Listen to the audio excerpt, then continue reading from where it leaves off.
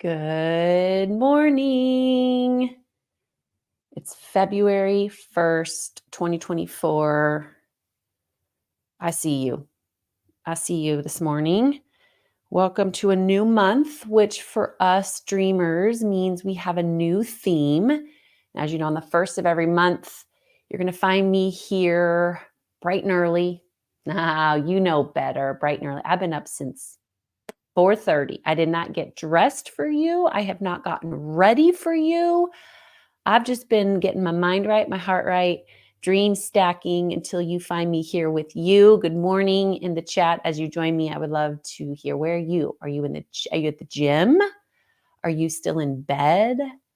Are you on your couch? Are you in the middle of your arise and align? Where you be? Let me see in the chat. Let me see in the chat who's joining me this morning.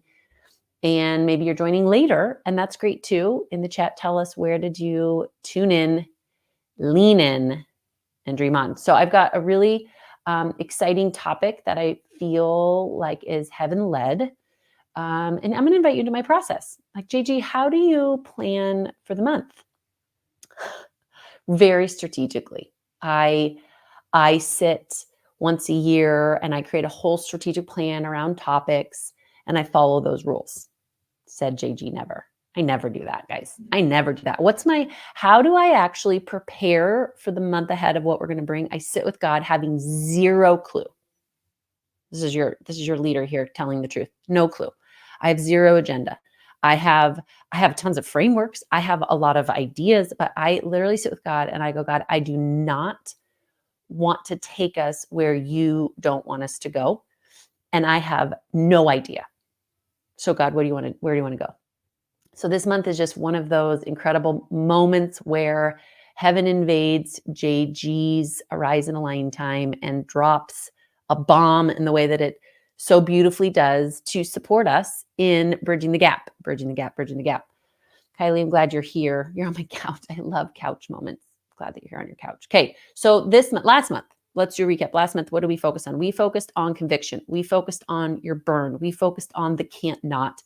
And if you're in Dreamstorm, my mastermind group, you know that we are really, really, really focused on leaning in, accountable for, aiming towards the dreams that God has for us relentlessly this year. Relentlessly, storming after it, checking in on the weekly, on the monthly, on the quarterly. We've established BHADs, which are bold, heavenly aligned dreams. It was an awesome month. It was an awesome month. I'm seeing people stick with it, not quitting, doing hard things, leaning in when they want to lean out. We're doing that, team. So this month, we are going to be really focused as a group around what's in our hand. That's the theme this month. What is in your hand? And I would encourage you to make sure you are tuned in to Dreamstorm this month, more than any other month, because we're going to get super tactical and very spiritually practical in regards to this lesson around what is in your hand. So let's dive in directly into scripture and what it talks about and the signs that we need to be looking for. I'm going to give you a little power punch things to think about this morning. And then again, join us this month, Dreamstorm, first and third Thursday of the month. We're turning to Exodus, because why not? Exodus 4. Signs for Moses is what this is called. Exodus 4, verse 1. And Moses answered, by the way, context. God is instructing Moses on what to do next. This is where we find it. God is telling Moses now, hey, here is what I want you to do. Here's the plans I have for you. I want you to lead my people from captivity into freedom. And he's giving him step by step what to do. And P.S., maybe you can relate. Moses is like resisting everything that God's telling him to do. Why? Because he is trying to fit God, an eternal God, into a box of compartmentalization. He's trying to logically understand what God is asking him to do. And how many of us know that when God asks you to get on the boat, and when God gives you a bold dream, and when you have this thing on the inside of you that you just can't not do, it doesn't make logical sense. This is where we meet Moses. Moses answers, "What if they do not believe me or listen to me and say, the Lord did not appear to you?" This is Moses. God's prior to this has said, hey, Moses, here's what I want you to do. If we look back on Exodus 3, the Lord is instructing Moses to go to his people and to say, hey, here's what God's telling us. Here's what God is wanting us to do. And Moses is like, yeah, God. Yeah, Linda, listen. But what if they don't want to? And the Lord says to Moses, what is that in your hand? Good morning. I'm glad you're here. What is that in your hand? A staff, Moses replies. The Lord says, throw it on the ground.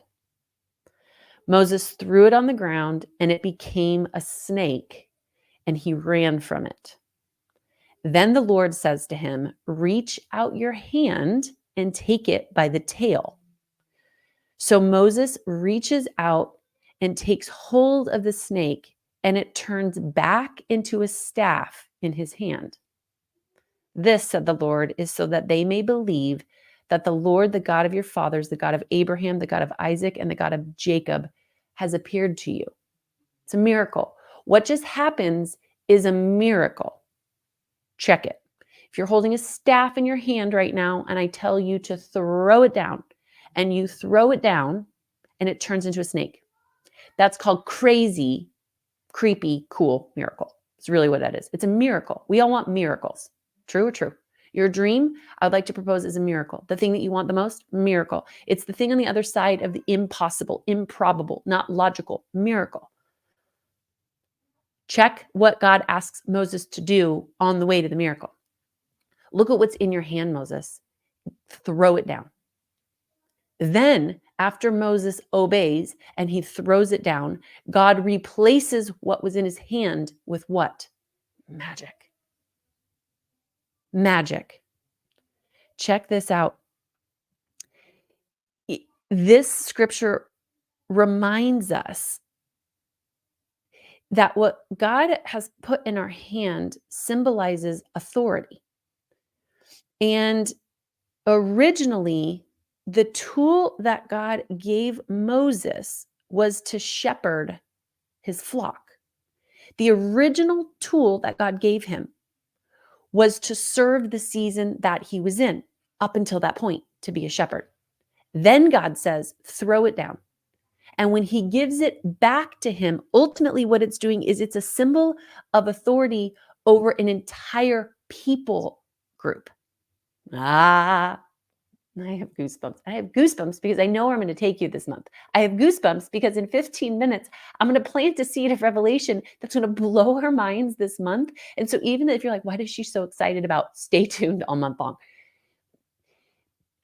God originally gave him a staff to shepherd sheep.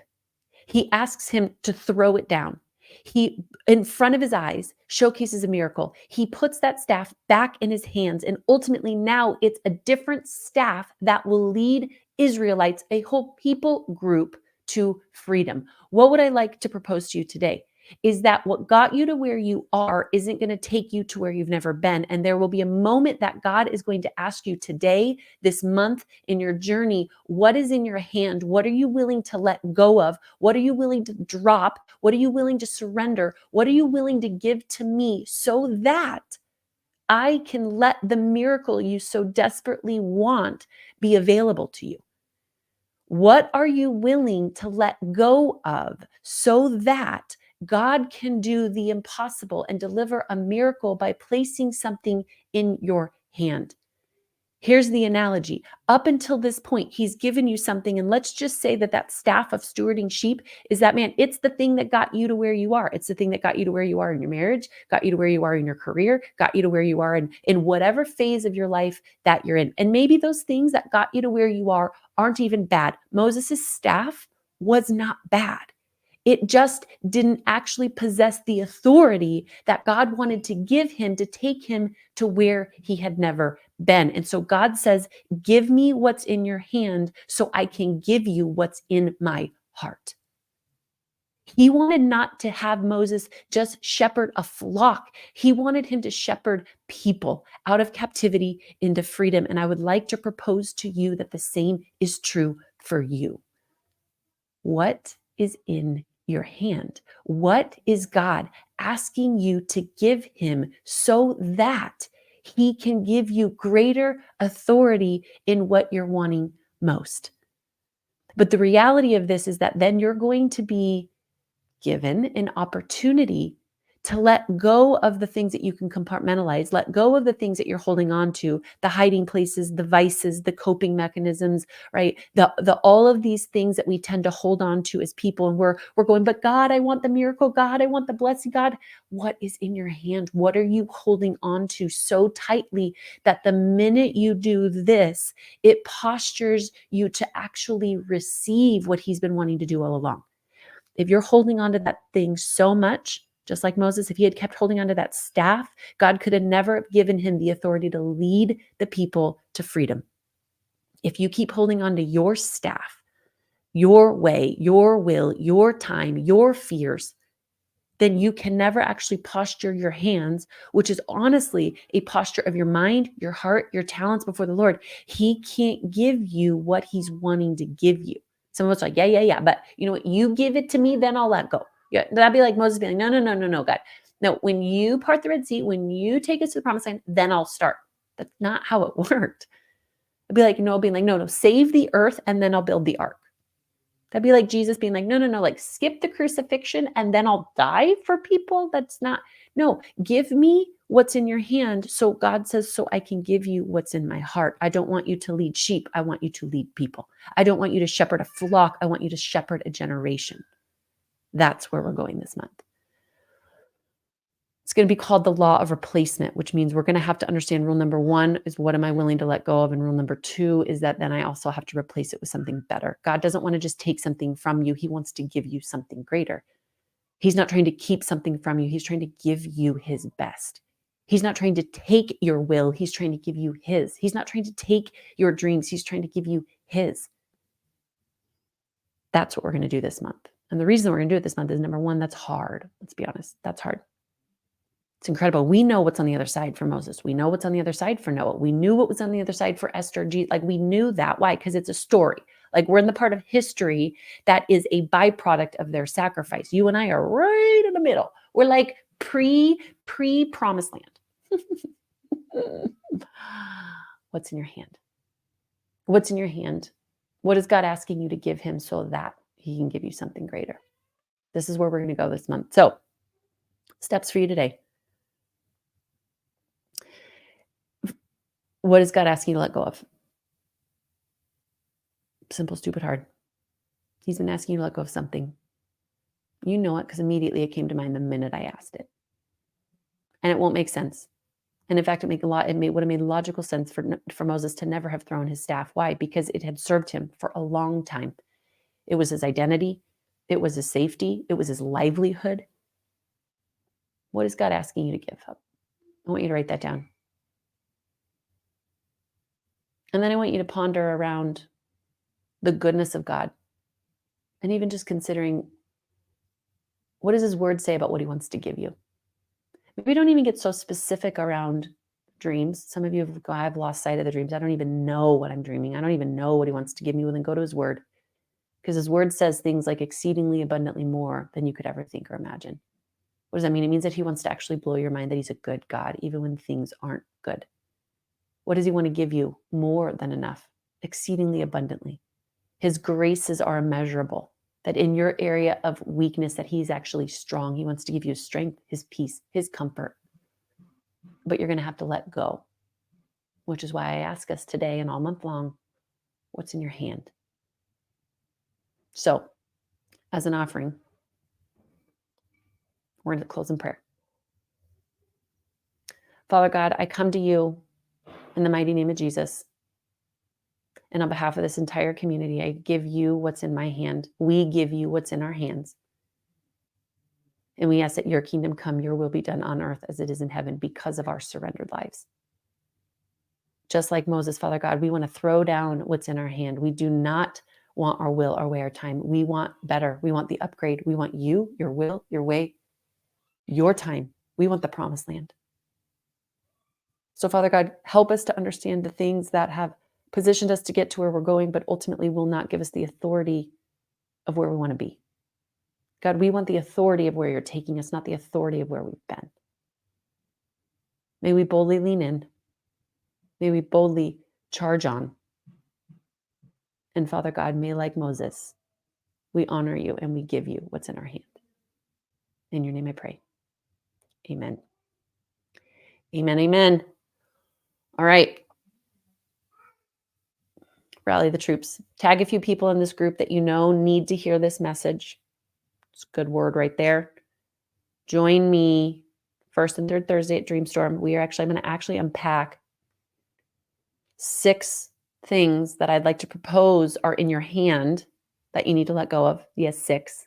I have 6 things. If you're like, well, I don't really know what's in my hand. Good, I'll help you. I'll help you with that. I have about 6 things that I'm going to share with you that are in your hand that God's going to ask you to let go of. But then I also have 6 things that God actually wants to give you, 6 miracles that he wants to blow your mind in. So if you're struggling on your struggle bus a little bit and you're trying to figure out, I don't know what's in my hand. I don't know what God wants to give me. Good. Come, Dreamstorm. It's a members only, dive deep, live, growth coaching, all access pass to heaven on earth. Otherwise, all month long, you'll hear me bits and pieces, here's and there's of supporting you and understanding what's in your hand so that you can get what's going on in God's heart. Love you all. Make it a great day.